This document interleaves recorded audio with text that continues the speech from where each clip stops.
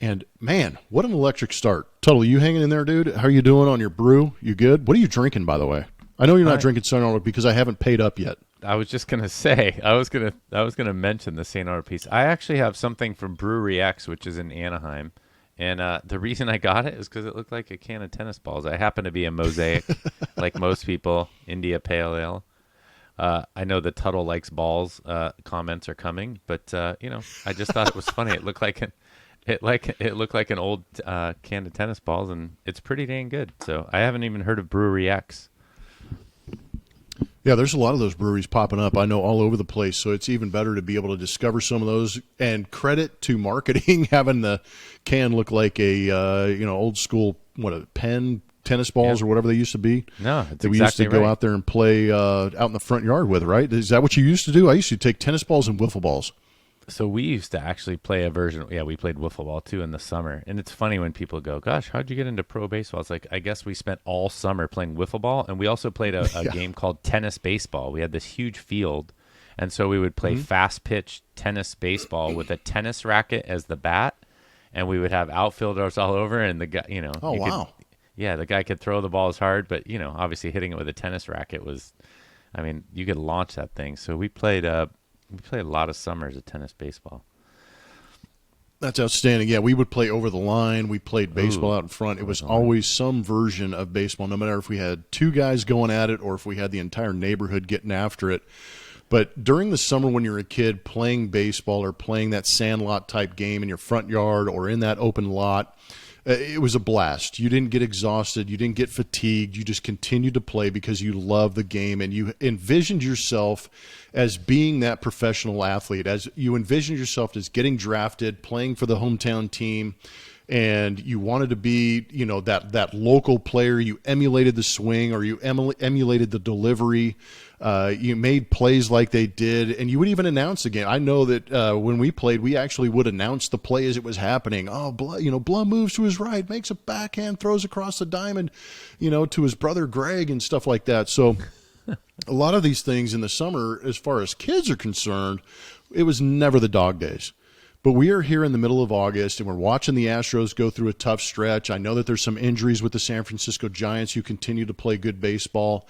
But one thing that we continue to hear, and even to the point where teams will promote, just like the Astros will, I believe it's August 22nd at Minute Maid Park, they will actually have Dog Day, where you can bring your dogs to the ballpark, which I think is a brilliant idea. Tuttle and I are both dog owners. We love our animals. But the dog days of summer is a comment that continually comes up. And I'm not sure if there's ever been an appropriate explanation of the dog days of summer or what that actually means. Everybody just assumes I'm just tired. So I want to know, Tuttle, you having played 9 minor league seasons, having played college baseball, summer leagues, all of the, we've played extended amounts of baseball where we've had thousands of innings, thousands of pitches, thousands of at-bats. What, in your mind, what do the dog days of summer mean to you? Do you have an explanation for it? Plummer, that's a great question. I love that you brought this topic to the table. I actually think right away that we're going to be aligned on this, but I don't know. So we didn't really talk about this. I feel like I'm on Jeopardy. What are the dog days of summer? As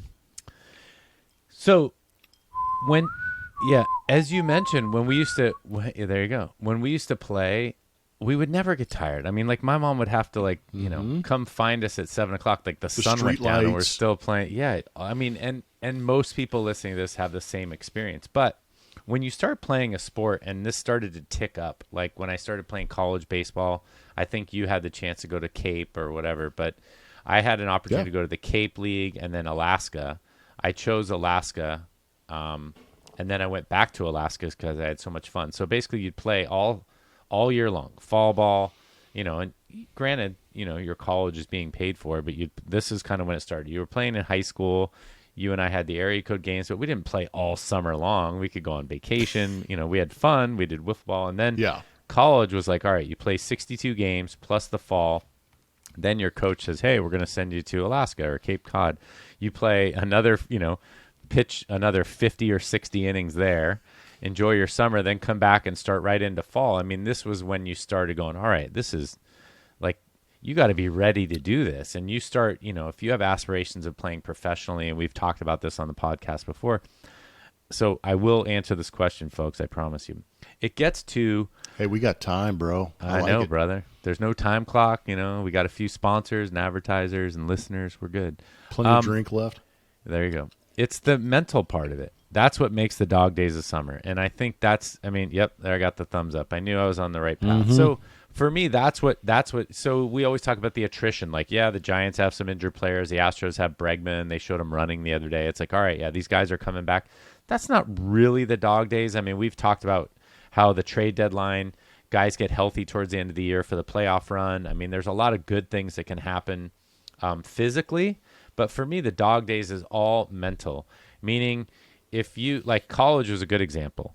You finish your sophomore year, you're hoping to get drafted your junior year. You go to Alaska, pitch another 50 innings. You come back from Alaska and you get right into fall ball. And at Santa Clara, we played Stanford and Cal. And it was like, all right, are you taking a rest when you play Stanford? Grind, Cal? man. Yeah, do you want to do something? And then your season starts. Now, Christmas hits and now your season starts in February. And then you play, and then you get drafted, and then you go to instructional league, and then you're in spring training. I mean, like you can add all this together. But in the big leagues, as you said, 162 games, at game 100, 110, it's the mental toughness and preparedness that makes this the dog days of summer. And I don't know if the layperson can relate. And I just want to go back to one last little snippet that you kind of mentioned, which is, this is all we wanted to do when we were kids. We did the last second shot. 3, 2, 1. I'm going to make it. Or Blummer's in the hole. He makes a diving play. And, Greg picks it out of the dirt. It's like my brother and I would do that. We'd play wiffle ball, over the line, all that stuff. But man, when you're doing it for a living and people are questioning like your work ethic or why you're in a slump or how come you went 0 for 4, it just piles up. You need to have an outlet. And I think, it's right before the playoffs are on the horizon. You're not sure you're going to make the playoffs, but you've played 110, 115 games, and you are worn out. Blummer, do you agree with me? Yes, and it cuts both ways too, because I love that Tuttle brought up the fact that we're talking about the Giants, we're talking about some of these successful college teams that we've been on, where you're actually playing for something. So the dog days are kind of that purgatory section of the season where you're just kind of in limbo, just kind of like, okay, we made it this far. I'm gassed. What am I looking forward to? I played on teams like the Montreal Expos where when we got to the dog days of summer, guess what I was doing? I'm calling a travel agent. I'm like, hey, what's the best place to go to in October and November? Because my wife and I, we want to go on vacation.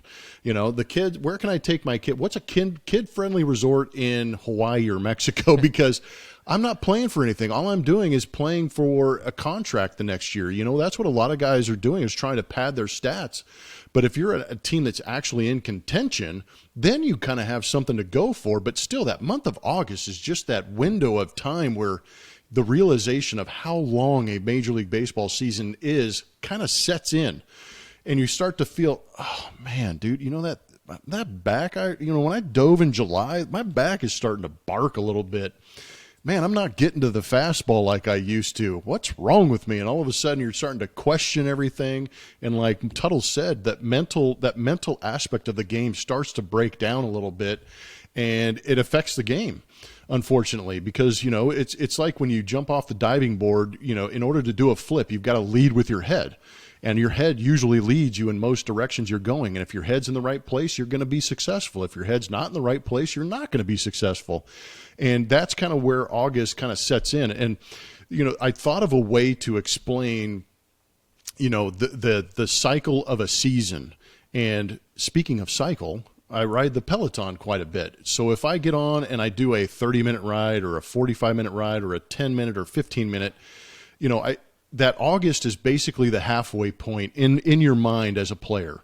And when you're riding the bike and you're going for that 15-minute ride and you get to 7.5 minutes, it's not downhill after that by any means. It's, right. Oh God, I've got to push through. And that's where I think the dog days kind of set in, is that mentality of pushing through something, and you get that fatigue. Your legs are starting to get heavy. Your hands are starting to get heavy.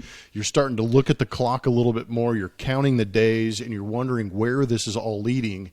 And then eventually you get to that moment where you're like, okay, there's 2 minutes left. I'm almost to the goal that I want to get to, as far as whether it be calories burned or, the speed I want to get up to, or the record I want to get to at the end of a season. And all of a sudden, those legs start to pick up. Okay, I'm almost to the batting average I wanted to achieve that season, or the ERA I wanted to get to, or my team is almost to the point where we're going to clinch and I can pop some bottles of champagne and have some fun. So you start to push a little bit harder. But that month of August is where you really have to fight through some of that mental fatigue. And I don't know if that explains it well enough or gives you the idea, but I'm just trying to bring it from that major league idea to that, somebody who's in their living room trying to fight through something. But that month of September is when you really start to see that light at the end of the tunnel, where you start to achieve some of those goals. And that's what allows some of these guys to finish strong and maybe erase the memories of that dog days of August.